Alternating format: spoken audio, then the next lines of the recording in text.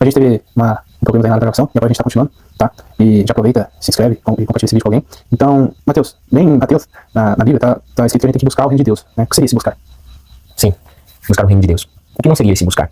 Muitas pessoas leem Mateus 6,33 e entendem que o buscar o reino de Deus é procura uma igreja evangélica, fique membro, comece a frequentar os cultos, comece a cantar no grupo de louvor das irmãs, dos jovens, né? Comece a galgar uma carreira ministerial. E tudo isso é muito bom, porque quem deseja episcopado por coisa deseja, mas não é sobre isso que a palavra diz quando ela fala de buscar, em primeiro lugar, o reino de Deus. O reino de Deus, como a gente falou, é sobre o governo de Deus. Então você não tem um reino sem um rei. Infelizmente hoje parece que existe muito de reino de Deus, mas está faltando rei, né? Enfim, então quando a palavra diz para buscar o reino de Deus, eles estão falando de governo. E deixar-se ser governado por Deus, né? Buscar o reino de Deus. A primeira coisa é você desentronizar quem está assentado no lugar dele, no seu coração.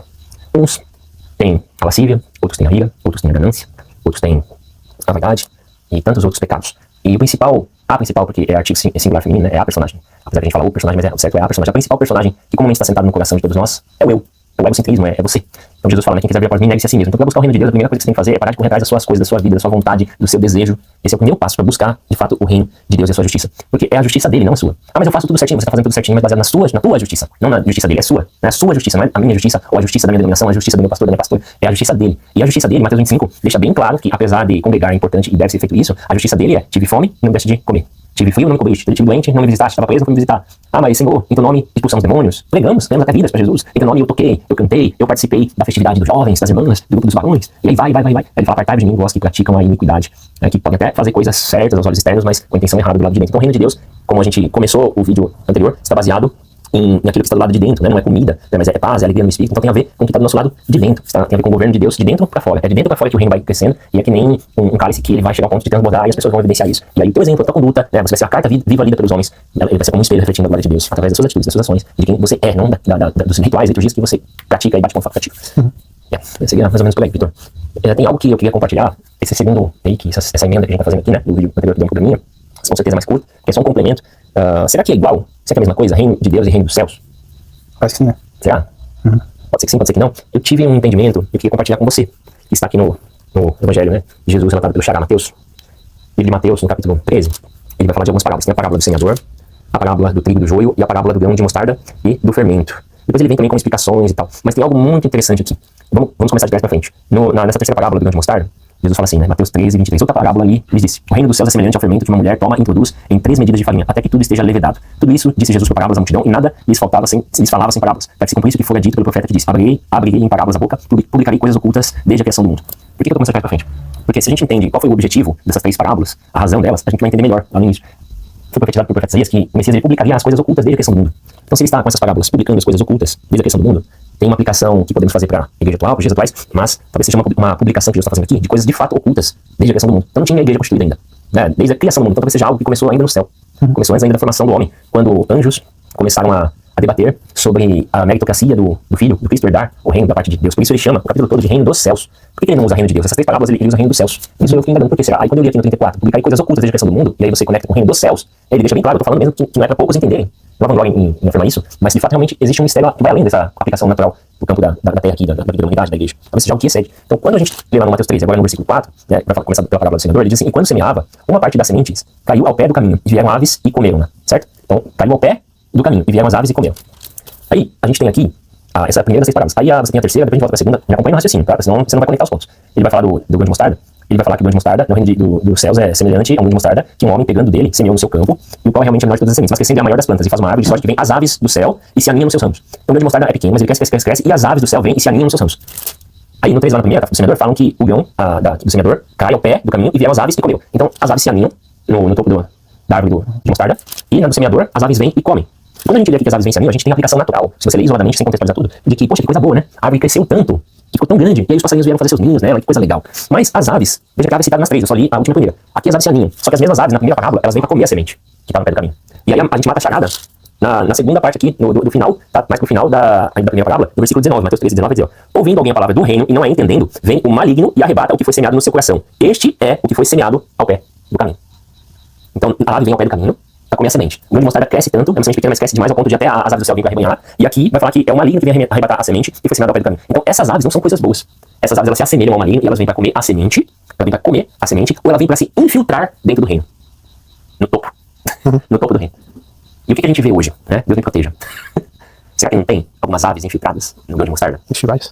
que estão com toda a pinta de homens e mulheres de Deus, mais homens, mas enfim, pessoas que são quase que semideuses na face da terra, idolatradas às vezes pelo lado da igreja, pelas pessoas mais comuns, por falta de entendimento às vezes, né? Ver a pessoa como uma referência, mas a pessoa está ali até fazendo sinais e maravilhas, travestido diante de luz, mas está em adultério, está roubando dinheiro dos fiéis, está causando divisões. Se de fato estamos no reino de Deus e a igreja é o reino de Deus, por que tem que ter 45 mil denominações cristãs no mundo? Sabe disso? É um reino dividido. Um reino dividido não prospera. O cristianismo está morrendo exatamente por causa disso. O cristianismo está morrendo. Enquanto a gente só ganha membro de outra igreja, não tem pouco evangelismo, de fato, pessoas sendo transformadas, pescador de aquário que fica pulando de lá pra cá, e tem poucas pessoas de fato mudando de vida sendo transformadas. O islamismo, não tô querendo antagonizar como se fosse Palmeiras e Corinthians, enfim, Paysandu e Remo. O que eu tô querendo dizer aqui é que tem outras religiões que a gente vê como, não são o caminho, né? E, enfim. E tem uma proporção evangelística de crescimento muito maior. Muito maior. Mas o cristianismo cresceu muito no Brasil. Mas se o cristianismo cresceu muito no Brasil, porque o país tá cada vez de mal a pior. Se a gente diz que a nação brasileira é uma nação cristã, que só melhora, cada vez tem mais cristão, porque a gente só é. Você falou português, né? Porque a gente só se lasca, porque tem tanta corrupção, porque os índices de criminalidade, de abuso sexual, de mortalidade infantil, porque da desigualdade social, porque, enfim, é tanta coisa ruim. Se a gente fala que nossa nação é tão bem no Brasil pra Jesus, então por que não melhora isso daqui? Porque se de fato o reino de Deus é o que muda o caráter do ser humano, é o governo de Deus de dentro pra fora, a gente tinha que ser mais honesto, a gente tinha que ser a favor do progresso, da expansão, não da exploração, para que houvesse mais justiça social. Entendeu? Não confundo o discurso de esquerda e de direita, não é isso que tá em xeque aqui, mas eu tô falando que se de fato o reino de Deus cresce no Brasil, por que a gente não vê o Brasil crescer? Entendeu? E o índice que fala aí de inflação, essas coisas, isso sim é uma blasfêmia. Falar que a inflação cresceu 3%, 4, não sei o quê, é um caramba, né? Não é uma boa palavra isso, mas não é essa a realidade. As coisas dobram de preço a cada 1, 2, 3 anos. O problema do Brasil é espiritual, né, Luciano? O problema principal é espiritual, é um povo idólatra, mas não é idólatra do Santinho, do São Jorge, da Maria, ou do Candomblé, de não sei o quê, da Iemanjá. É uma idolatria da vaidade, do eu, do meu primeiro, do jeitinho brasileiro, e até do reino de Deus. O reino de Deus é o reino dos céus, como a gente falou aqui. Só fala que é reino de Deus porque é do interesse do próprio ministério, da própria bandeira, né? Porque assim, o céu é um loteamento, né? O céu tá todo loteado, já tem um cantinho que é dos adventistas, outro que é do assembleiano, outro que é do presbiteriano, né? E assim vai. Aí, se uma denominação melhor que a outra, uma vai estar com a vista pro rio da água da vida, né? A outra que não tiver vai estar, só vendo um campo verdinho assim e tal. Tem um versículo que eu esqueci onde ele tá, mas fala que não se impressione. Não se impressione se ladrões e meretrizes entrarem primeiro você no reino dos céus. Pois é, entendeu? Tudo bem, vamos aplicar essas palavras para a semente, ao evangelho, que vai ter que cair na terra fértil, vai frutificar, a pessoa vai ser transformada. Beleza, mas ele tá falando do reino dos céus, ele tá falando que são coisas ocultas desde a criação. E por que ele fala reino dos céus e em outros momentos ele fala reino de Deus? Mas nessas três parábolas que elas têm sinergia total, né? Ele tá falando por parábola, que não é para pouquíssimos entender. Por que ele fala reino dos céus, especificamente reino dos céus? Reino dos céus é sinônimo de reino de Deus? Talvez sim, talvez não. É o que eu tô levantando aqui. E as aves não são coisas boas. A gente lê a parábola do grão de mostarda e acha que legal, o reino de Deus é uma plantinha que cresceu e que queima todo mundo. Não, ele tá falando que no topo tem abutre, tem urubu infiltrado lá no topo. Corrupção dentro da igreja, é isso que ele tá falando. É isso que ele tá falando. A corrupção não é só dividir dinheiro, não é isso que eu tô falando de corrupção. Corrupção mesmo da doutrina da fé. Eu vou ensinar aquilo que mantém as pessoas alienadas. Ou melhor, não vou ensinar a desinformação, porque se elas não souberem muita coisa, elas se questionam e tudo bota na conta de Deus. Não, foi Deus que falou. E aí, de se tocar no ungido do Senhor, o reino do Senhor é o povo humilde, o reino de Deus é dos pobres, né? A palavra diz, né? Lucas 17, felizes são vocês os pobres, pois o reino de Deus lhe pertence. Pobre ali também não é financeiramente, mas é ter um coração que não é um coração que se apega às coisas, um coração simples. É uma pobreza, não é uma pobreza de dinheiro. É uma simplicidade. O reino de Deus é das pessoas simples, das pessoas humildes, das pessoas que não têm vaidade, das pessoas que têm pureza, que chega a ser uma ingenuidade. E as aves que estão no topo do grão de mostarda estão lá.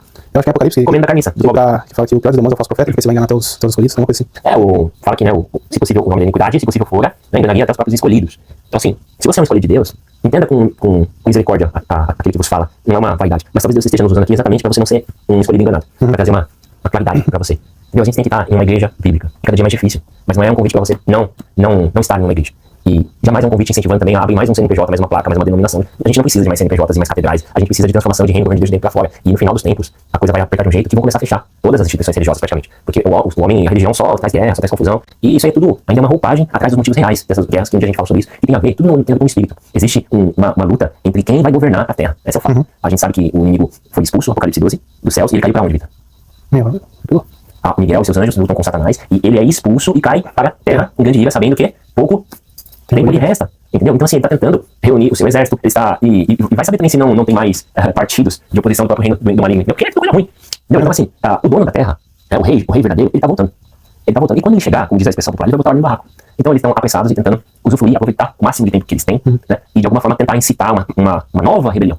Um confronto final. Porque teve a primeira audiência, teve a segunda audiência e agora vai ter a terceira instância. O homem foi declarado pecador, então Cristo veio, recorreu, fez por merecer, chegou com a prova em cima da hora no tribunal para o Pai, que é o corpo de Yeshua, tá aqui, ó. É possível um homem ser justo e não pecar. Tava lá, corpo de Yeshua. E aí ele mostrou aqui também, ó. Eu não sou o merecedor, eu não sou o herdeiro legítimo, só porque eu sou filho do Pai, do primogênito, mas porque eu também fiz por merecer. Então a segunda audiência já aconteceu. E agora vai ter a terceira audiência no fim dos tempos. Vai ter uma terceira audiência, e aí essa terceira audiência não vai ser nada amigável, porque não tem mais prova. A prova final, a palavra diz que o sacrifício de Jesus, ele é perpétuo, ele é uma vez por todas e não precisa mais ter o sacrifício, porque ele foi o sacrifício definitivo pelo pecado da humanidade. Por isso que a gente fala que a salvação é uma identificação. A salvação é um tirar das vendas para você se enxergar como filho de Deus e reconectar o sinal do teu GPS espiritual e saber quando você tem que voltar. E você achar o caminho de volta para tua casa. A parábola do filho pródigo é sobre isso.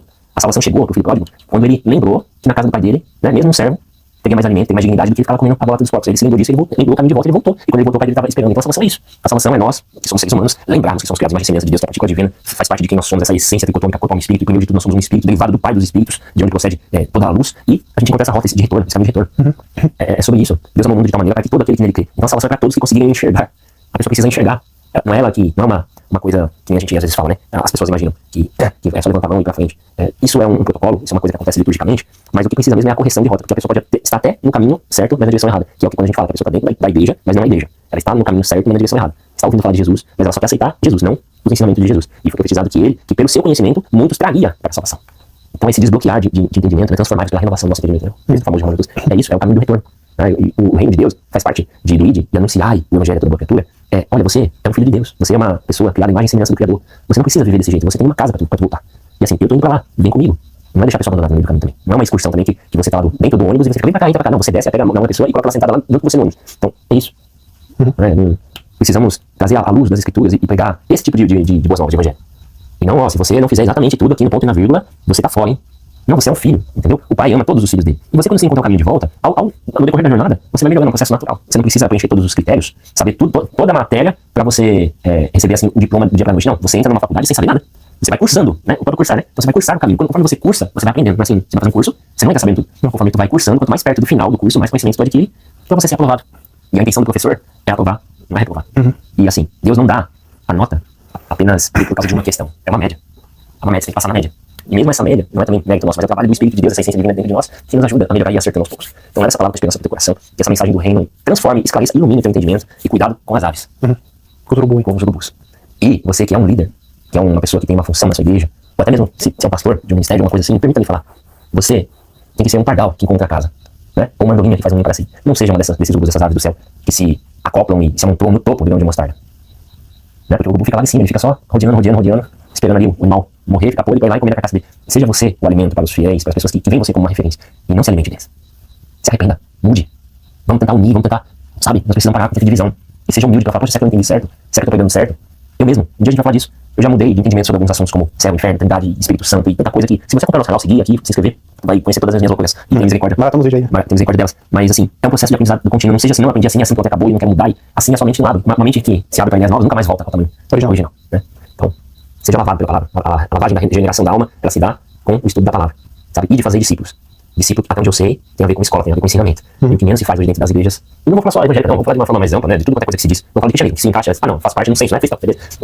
O que menos tem hoje em dia é ensinamento. Você tem campanha de cura, de libertação, louvorzão, vigília e um monte de coisa, mas quando vai para as mensagens é uma coisa rasa, é uma coisa, não fala nada muito polêmico, não, entendeu? Vamos falar um negócio pro povo da glória, se ligar? Ou vamos usar uma PNL, um gatilho emocional, né? Bota aí uma frequência, bota um acorde em menor aí, um menor, uma menor, vamos criar uma ambiência, o espírito vir baixar, uma evocação agora, ok, isso não, o espírito não tá dentro de nós, a gente tem que carregar a presença. Você não atrai de fora para dentro, você manifesta a presença de dentro para fora. É por osmose. Amém? Amém. É isso, Vitor, quer experimentar? Mais alguma coisa? Acho que agora vai ficar, né? Dá. Então tá bom. Tá bom. E deixa seu comentário aí, você quer que a gente fale de algum assunto específico? Alguma pergunta? A gente responde, não temos problema com isso não, né? E se não souber também não tem problema, a gente constrói um pensamento junto, tá bom? Que a paz esteja com você. Até a próxima.